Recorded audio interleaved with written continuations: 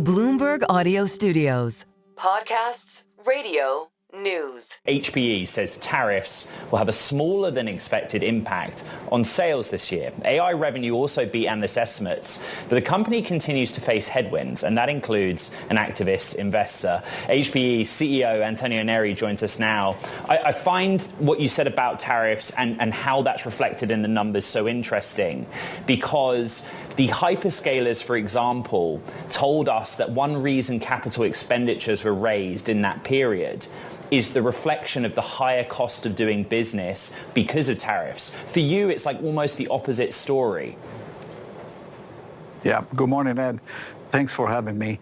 Look, we raise our guidance for a number of factors. Number one, because of all the work we have done throughout a very diversified supply chain, we find ways to mitigate the tariffs. Obviously, the USMCA plays a role in that. But at the same time, we know we are performing better in many of our businesses, and we have had a number of targeted actions to continue to mitigate any impact from the tariff. And that's as today as we know it. But the reality is that the original impact we communicated at the earnings call in Q1 now is significantly lesser. And therefore, together with the cost actions, together with the better performance of the business, and the lesser impact on tariff, we raised the bottom range of our guide by 8 cents. Antonio, is it possible for you to quantify for us the sort of sales channel impact that you provide for NVIDIA? So we talk endlessly about all of the projects, domestic and overseas, and NVIDIA's involved in, the great build out. But as you know so well, and I spend hours tearing servers apart, nothing happens without HPE and others assembling the designs. I just want a number on it, that's the thing. Yeah, well, hard to put a number, Ed, because, many of these build-outs are happening as we speak, and it takes a little bit of time to go from an agreement with a customer working with us and NVIDIA to building and deploying it, and then eventually put it in production. But I can tell you, look, we have a deep, long-standing relationship with NVIDIA.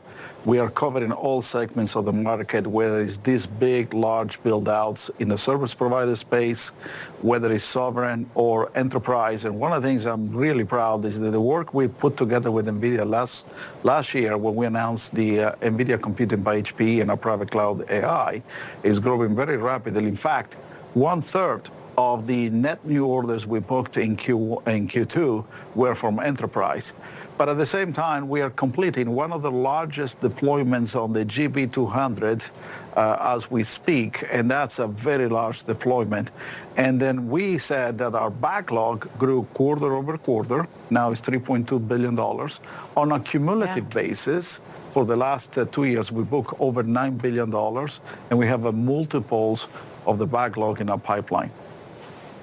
That $1 billion that you attributed to the AI in particular is good, but it's not as much as Dell, for example. I hate to put it so on the nose in that way, Antonio, but how much is perhaps Elliot on your board or others around you sort of saying, look, capitalize on AI even more?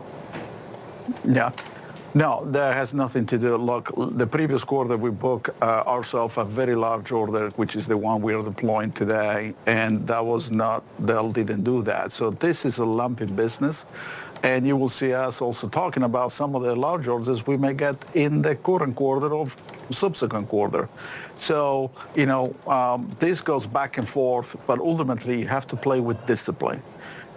And our goal is to grow in the AI and the rest of the business with a capital structure that works, because the reality is that there is revenue growth, then there is profit accretion, and then there's working capital. And that working capital is something you have to watch very, very closely, because the timing from winning a deal to the time of revenue recognition in these large deals can be long, and therefore you impact cash flow from operations. So we're trying to balance all of that while we deliver on our commitments, both on the revenue growth and on the EPS growth. Well, you delivered in terms of 6% revenue growth on the quarter. We appreciate it, Antonio Neri, HPE CEO, for joining us.